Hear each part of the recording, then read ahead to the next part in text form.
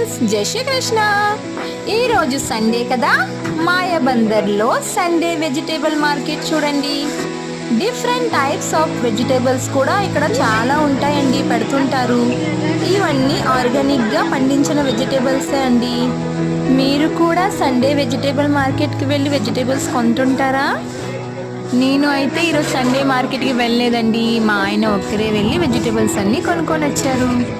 Okay అండి, ఈ Sunday market మీకు నచ్చిందా? లైక్ చేయడం మాత్రం మర్చిపోకండి.